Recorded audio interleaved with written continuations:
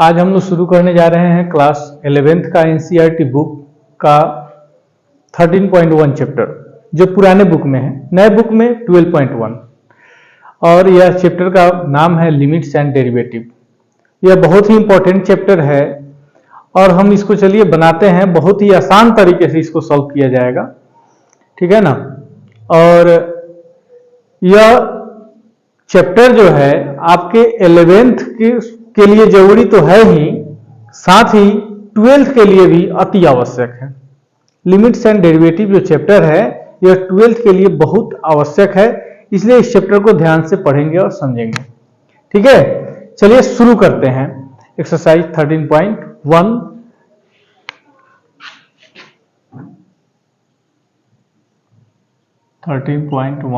यह कौन सी क्लास की है? क्लास 11। फर्स्ट नंबर क्वेश्चन है,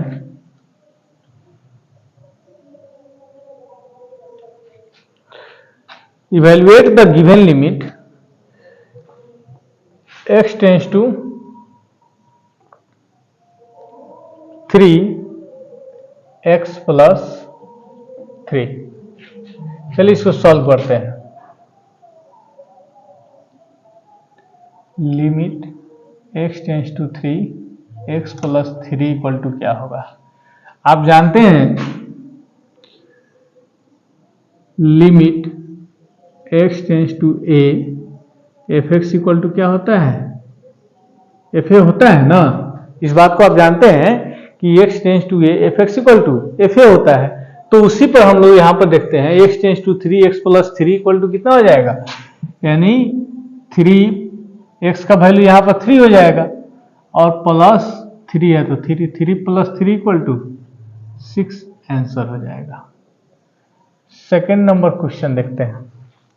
सेकेंड नंबर क्वेश्चन दिया है x tends to pi, limit x tends to pi x minus 22/7। चलिए इसको सॉल्व करते हैं।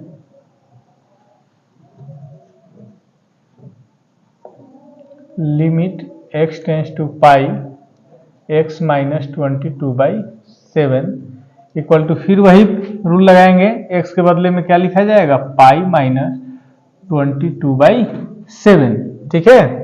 यही हमारा क्या हो जाएगा? आंसर हो जाएगा।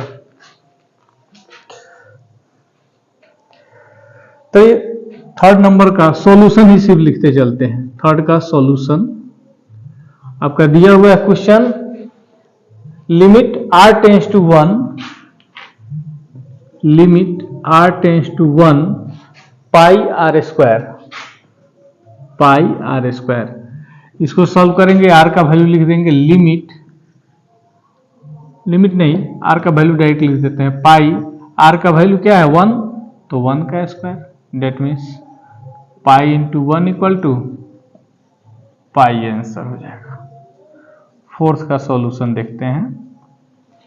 फोर्थ नंबर क्वेश्चन आपका दिया है, limit x tends to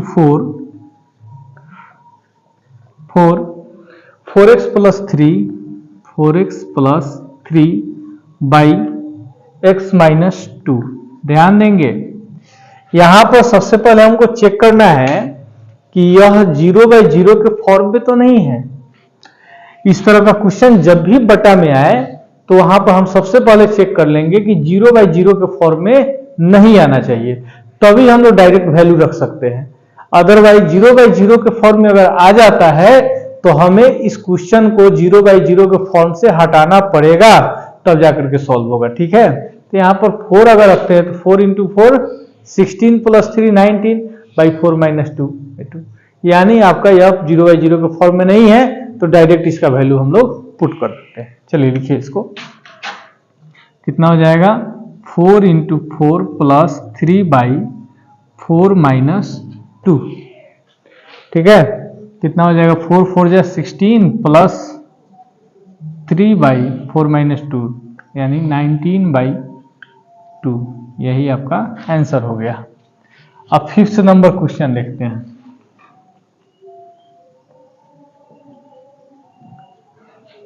5th number question है,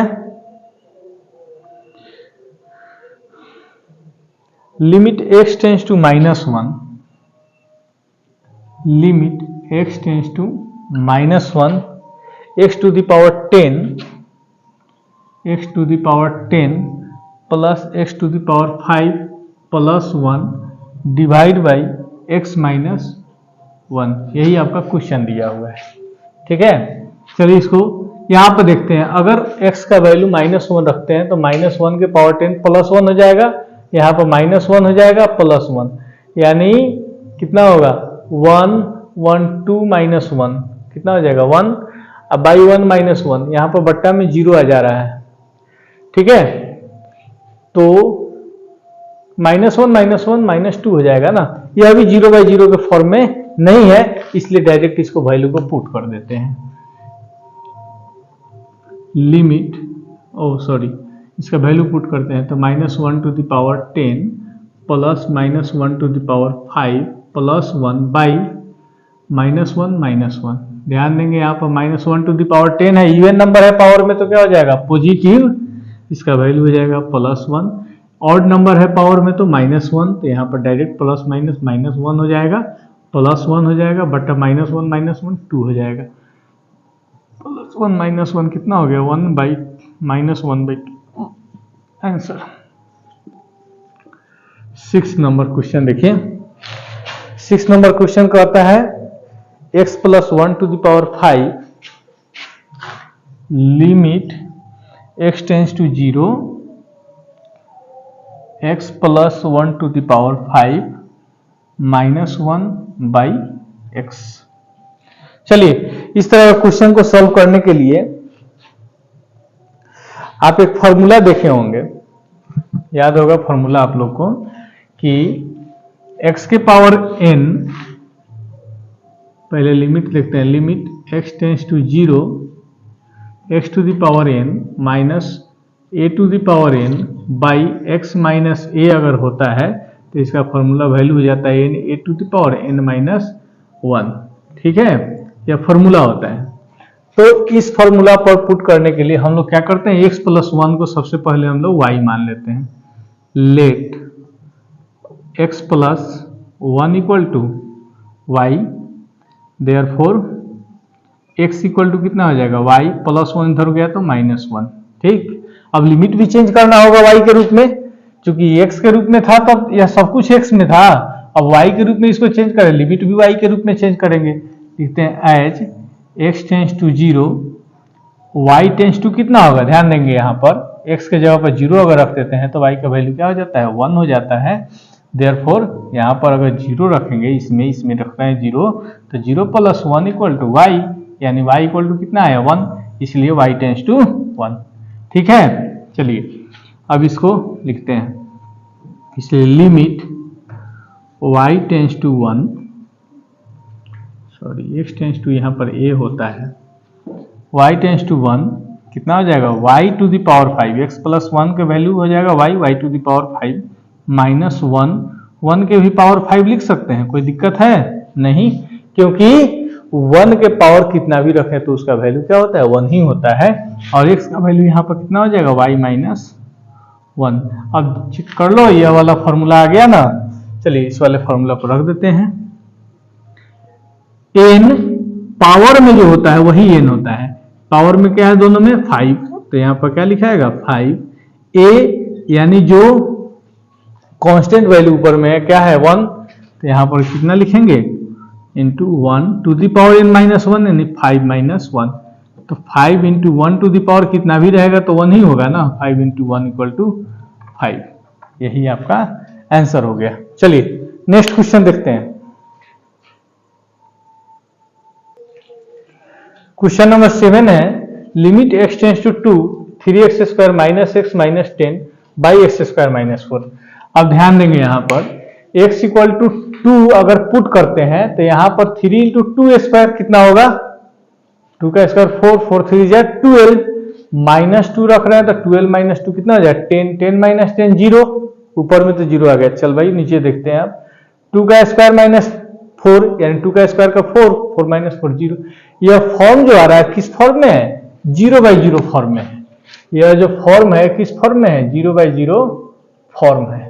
ठीक है, अब 0/0 फॉर्म में जब रहेगा तो हम क्या करेंगे, उसके लिए इसको तोड़ेंगे, यानी 0/0 फॉर्म से इसको किसी भी तरह से हटाना है। इसको कैसे हटाएंगे चेक करिए। इसको देखते हैं यहाँ पर, लिमिट x टेंस टू 2, यह ऊपर वाले का क्या हो सकता है? ऊपर वाले का फैक्टराइजेशन कर दीजिए, कितना हो जाएगा? 3 × 10 13, और यहां पर -1 आना चाहिए, तो कितना होगा? 6/5 जा। चलिए 3x² - 6x + 5x - 10 by x² - 4 को लिख सकते हैं x² - 2 का स्क्वायर। ऐसा करने आता है। फैक्टराइजेशन करने का अगर तरीका पता नहीं हो तो एक सिंपल सा तरीका हम बता रहे हैं। जैसे हमारा जो क्वेश्चन दिया है 3x² - x - 10, इसको हमको फैक्टराइजेशन करना है तो कैसे करेंगे? ध्यान देंगे यहाँ पर r × s, सबसे पहले लिखते हैं r × s। r × s क्या होता है?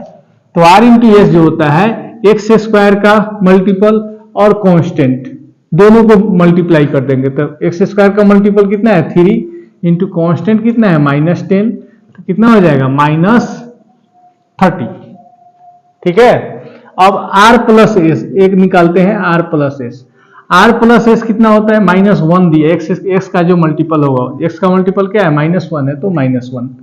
ठीक है, अब ध्यान देंगे यहाँ पर आपका r × s यदि माइनस में हो, अगर r × s माइनस में हो तो r + s का जो गुणनखंड करेंगे, एक प्लस में और एक माइनस में।